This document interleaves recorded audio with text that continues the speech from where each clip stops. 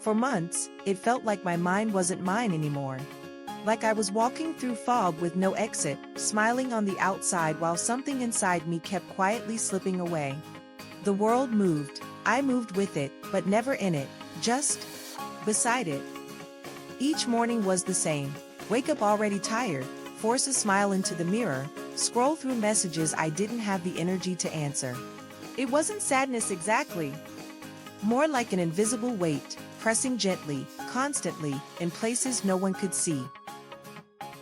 I became so good at pretending that even I started to believe it. Believed I was okay, just busy, just burnt out.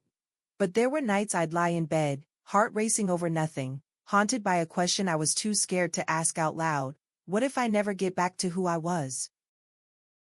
There was a time I felt alive, curious, creative. The world wasn't always this gray.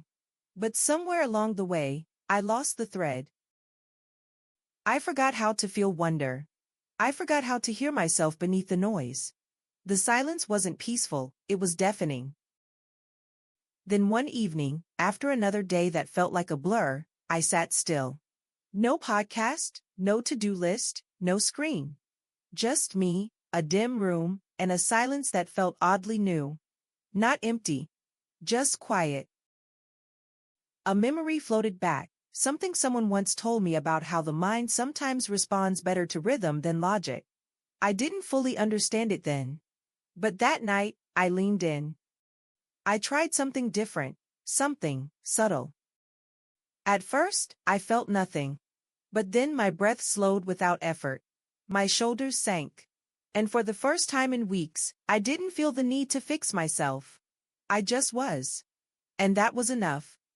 Over the next few days, the fog didn't vanish, but it loosened.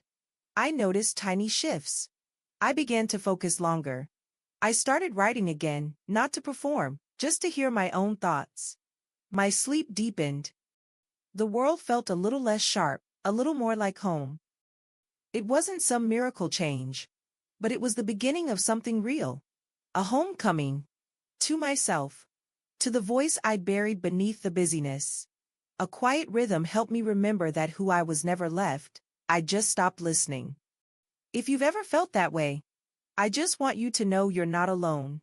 Something helped me shift, and maybe it could help you too.